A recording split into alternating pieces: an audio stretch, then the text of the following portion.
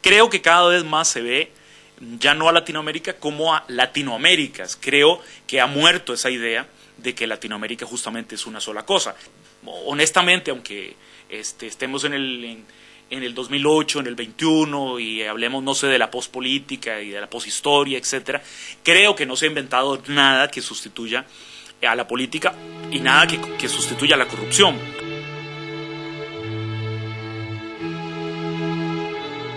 No todo lo que se cuenta en Cruz de Olvido es objetivamente cierto, pero todo es verdadero o auténtico. Yo no creo que un escritor deba escribir exclusivamente de lo que ha vivido o experimentado, pero sí de lo que ha sentido. Esta es la forma con la que Carlos Cortés habla de su nuevo libro, Cruz de Olvido. Hoy aquí en Periodista Digital es un placer recibir a Carlos. Bienvenido a Periodista Digital. Muchas gracias. ¿Con qué perspectiva miramos, cree usted que miramos desde Madrid o desde Europa a Latinoamérica? Bueno, yo creo que es totalmente natural. España y el mercado europeo un poco tuvo un gran interés en verse a sí mismo, una especie como de acercamiento hacia el ombligo, y durante mucho tiempo pues se hastiaron un poco de la literatura latinoamericana, que había copado bastante el mercado español, por lo menos yo diría que hasta mediados de los 80s. Bueno, como en todo, como un crítico uruguayo hablaba del retorno de las carabelas, bueno, ahora creo que de nuevo hay un cierto retorno de las carabelas y de nuevo hay un interés muy grande. Bueno, creo que las bestias sagradas, ¿no?, como Fuentes, Vargas Llosa, García Márquez, siguen ahí, algunos otros que se han añadido a la foto, pero bueno, creo que hay toda una generación de nuevos autores que el lector español ha ido descubriendo poco a poco, y bueno, que eso nos da oportunidad, digamos, a algunos autores que venimos de países que tradicionalmente han sido invisibles a las grandes corrientes de literatura, de llegar y bueno, un poco de sumarnos a este cierto coro de voces diferenciadas. En Europa a veces, y en España en particular, concebimos Latinoamérica como un conjunto y quizá nos estamos perdiendo muchos matices de las realidades nacionales de cada estado, ¿no? ¿Usted cree que es así, que aquí vemos Latinoamérica desde España como un conjunto, como una unidad? Bueno, yo creo que en algunos momentos de la historia yo pienso que sí. Creo que, bueno, vivimos, digamos, en un momento de la singularidad de las identidades individuales. Creo que cada vez más se ve ya no a Latinoamérica como a Latinoaméricas. Creo que ha muerto esa idea de que Latinoamérica justamente es una sola cosa. De la misma manera, bueno, la literatura suramericana o del Río de la Plata siempre ha sido vista como algo mucho más universal. Y entonces ahí ha habido como focos, como polos, digamos, de interés muy diferenciados. El resto, digamos, ha habido como un hoyo negro en que más o menos lo que predomina son los estereotipos. Claro. Creo que ahora mucho menos, digamos. Tal vez países pequeños, pues la gente no sabe muy bien cómo dónde ubicarlos. ¿Cree que la inmigración puede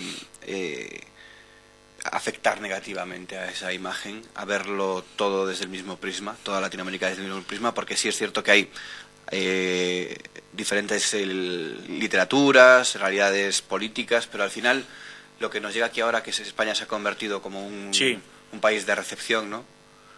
Bueno, yo te puedo contestar desde Costa Rica. Sabes, es un país muy pequeñito, 4.600.000 habitantes, una cosa así, y dentro de esa población hay 500.000 de inmigrantes nicaragüenses. Y bueno, yo diría que básicamente es, digamos, un ensayo de sociedad multicultural que, aunque a veces presenta problemas, es bastante exitoso. Creo que los dos, digamos, bueno, España y sus inmigrantes deben hacer un esfuerzo como de reconocimiento y de aceptación del otro. Esto tiene como dos vías, ¿no? Creo que también hay que pensar desde América, hay que pensar a España desde otro punto de vista, bueno, porque a veces se ve nada más como, qué sé yo, como el país de destino, como que nos debe descubrir nuevamente, ¿verdad? Cambiar el nivel de relación entre ambos lados del Atlántico, ¿no? Definitivamente. Además, bueno, que yo creo que España es muy evidente que tiene varias agendas al mismo tiempo, que tiene un interés muy grande en Europa y en sentirse integrado en Europa, ¿no? Y hacer valer su voz en esa medida. Y bueno, yo creo que también Latinoamérica debe intentar hacerlo, digamos, independientemente. Hablaban de su novela como que desenmascara, agrede, ridiculiza, amenaza, remete, golpea, embiste contra la voz autoritaria y unívoca del poder político. Caray, Cruz de Olvido es, en el argumento que tiene esa parte de verdad, es un ajuste de cuentas con algunos gobiernos latinoamericanos. Bueno, digamos, es un ajuste de cuentas, digamos, con algunas decepciones, o digamos con algunos sueños no realizados, digamos, que estemos en el 2008, en el 21 y hablemos, no sé, de la pospolítica y de la poshistoria, etcétera. Creo que no se ha inventado nada que sustituya a la política y nada que sustituya a la corrupción, por ejemplo, ¿no?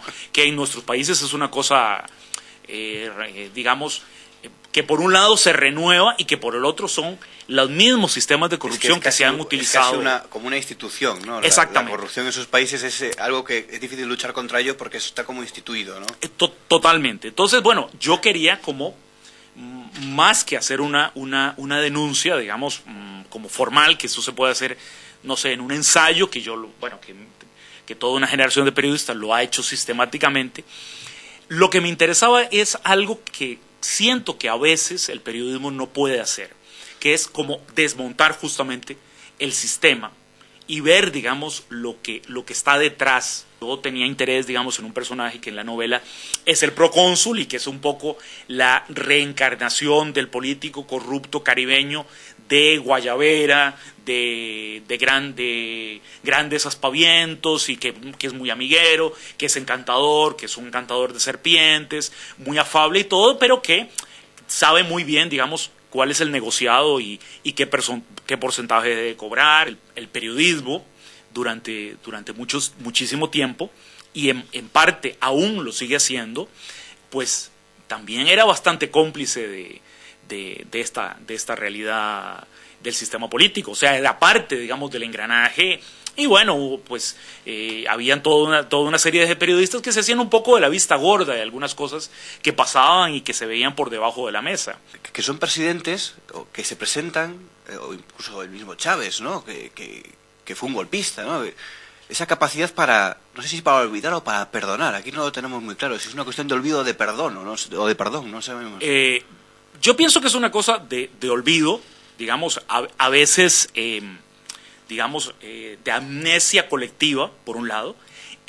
También hay sectores claramente de olvido estratégico, digamos, por decir, bueno, aquí yo me apunto al ganador, digamos. Pero bueno, también hay una cosa como autoritaria que yo pienso que tiene también que ver como con el sentido patriarcal de la política, donde hay una connivencia absoluta entre el Estado, el partido político y el gobierno, donde se pierden los límites de decir, bueno, es que a pesar de que aquí hayan tratado de anularme, yo me presento y sigo adelante, yo soy indestructible, yo soy incombustible, aquí nadie me para, ¿no? Y creo que hay mucho de decir, bueno, es que el Estado soy yo, es que el partido político soy yo. Entonces, ¿cuál es el problema de cambiar las cosas? Porque, es decir, todos estamos más o menos bajo la misma cobija. Pues bueno, es una novela que también tiene un cierto tono, de novela total, y entonces, bueno, confluyen, digamos, varias líneas de acción al mismo tiempo. Bueno, una de ellas es esto que planteas, que es la historia de un periodista que, bueno, con una gran ilusión, digamos, se suma en el 80, o del 79, a la revolución sandinista, que pasa durante los 10 años, un poquito más de 10 años, haciendo periodismo, digamos, comprometido, en Barricada, que en ese momento era el diario del partido, digamos, y el vocero informativo de la revolución. Y bueno, claro, cuando Ortega no logra reelegirse y bueno, llega Violeta Barrios de Chamorro, entonces bueno, como que todo se desploma y ocurre, digamos, como un interregno de unos meses en los cuales se vive una atmósfera absolutamente surreal en Nicaragua y especialmente en Managua, que la crítica, bueno, ha dicho que es una metáfora del país. Yo realmente no era mi intención para nada, pero bueno, se ha leído de esa forma. Bueno. En el contexto en el que está, quizá lo primero que tiendas es a buscar las raíces psicológicas de los personajes en las propias raíces psicológicas del país, ¿no? Claro, es algo quizá inevitable, ¿no? Para el lector, ¿no? Bueno, y cuando él vuelve se da cuenta que mientras que cuando él se había ido de Costa Rica, digamos, como ocurre muchísimo, su generación, digamos, era la generación contestataria, digamos, de izquierda, qué sé yo. Bueno, ahora son los que están en el poder. Pero principalmente, digamos, se da cuenta de lo que ha cambiado en el país, digamos, tiene una visión completamente distinta de ese país al cual él se reencuentra. Además, obviamente, teñida bajo el descontento y el desencanto notable que tuvo. En realidad, mi intención, bueno, evidentemente era hacer una novela política, pero bueno, una novela también en la cual, digamos, hay una cierta beta existencial, bueno, en la que el personaje debe aceptarse en lo que es. Yo creo que fundamentalmente, digamos, bueno, América Latina tiene que dar como un paso adelante en el sentido de aceptar lo que ha sido y partir, digamos, de esa condición, digamos, objetiva, si se puede decir de esa forma, para construir el presente. 20 años, pues todavía, digamos, grosso modo, bueno, más o menos, repetía el estereotipo al uso, ¿verdad? De que, bueno, más o menos la culpa del dictador latinoamericano es del conquistador, ¿no? Y de los españoles que nos dejaron este modelo y no sé qué. Bueno, pero es que ha pasado mucho tiempo. Claro. Los que hicieron la independencia, además, lo hicieron muchísimo peor, o bueno, hicieron todo lo posible para construir este modelo. Y bueno, ahora la responsabilidad es nuestra, y eso yo lo he entendido con el transcurso de los años. Y bueno, todavía en América Latina como que nos hemos movido colectivamente a partir de ilusiones. Pero ¿qué es la patria? Digo, la patria un poco somos todos, y bueno, hay que construirla y hay que trabajarla efectivamente, ¿no? Aceptando las contradicciones, aceptando las diferencias, aceptando las desigualdades, pero bueno, también aceptando las cosas positivas sobre las cuales se puede edificar una sociedad.